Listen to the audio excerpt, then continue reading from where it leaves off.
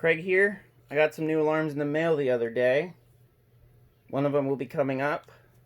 But first, let's have a look at this. Many of you remember this is my G1AVRF horn strobe. First generation Genesis. And now we have this. This is the new alarm. Looks very similar, but yet so different. You can see there's fire markings on the front. It has a horn element in there, as you can see. It's a very odd looking strobe though. And then there's a viewing switch in there.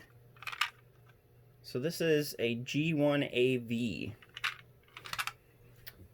More importantly, this is an Edwards model G1AVRF. It's a compact wall horn strobe, 1575 candela, red with fire markings. Yes, this is the new generation of Genesis appliances seen here. Now, biggest difference. This has a xenon strobe. This has an LED strobe. You can probably see in there that little yellow circuit board. That's the LED. Obviously, the biggest difference besides that is the case design. Not really a big fan of the new Genesis design, to be honest. I find it a little bit weird. Namely because of the fact that they moved the strobe all the way up to almost the middle of the alarm, and they didn't keep it down below like they did with the regular Genesis alarms. Another thing I don't like is that the LED one is a little bit more pronounced in profile than the old classic Genesis. They also removed the little G, funky little G down there that would be noticeable on all Genesis alarms, and they don't put the EST branding on them either. As you can see, the G is nowhere to be found, sadly. Let's go ahead and pop the covers off here and we can compare the insides of them. Now, when popping the cover off, as we know with older Genesis alarms, you take a screwdriver or something flat, which in this case I'm using the little end of the nail file on my Swiss Army knife. You pop it in there, and then the cover will fall off like that. With the new Genesis alarms, obviously you can't do that because there's no, there are no notches up here. The notch is in the bottom of the alarm. And this one's actually a bit of a pain to pop off, but it's actually easier since I don't have it mounted to anything. I just prop the tab up. And here's the inside of the alarm. Now, more big differences.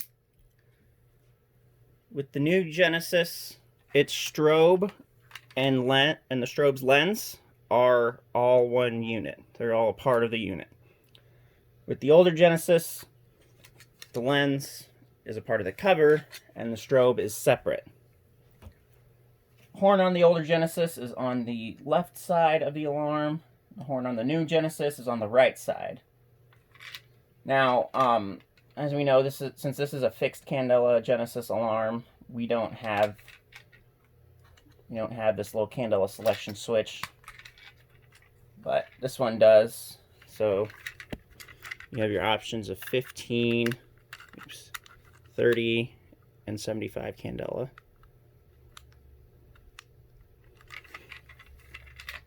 Another thing is, they don't have those annoying little jumper holes anymore to control the tone and the volume.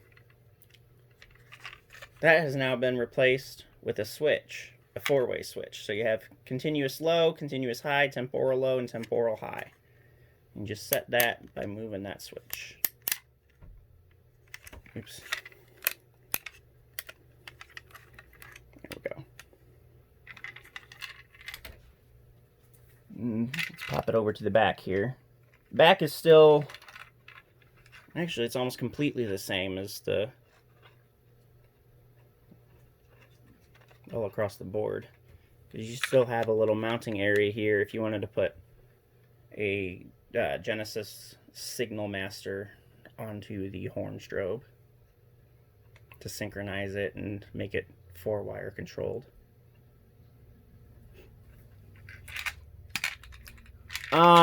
First thoughts of the alarm. Like I said, it's just weird. Not gonna make that any pretty. It's just weird. But I think it'll probably just take some getting used to as they start appearing more and more out in the field. I have yet to test this alarm, so before I make its testing video, I will probably hook it up to a power supply or some 9-volt batteries just to see how it operates. That's it for that one.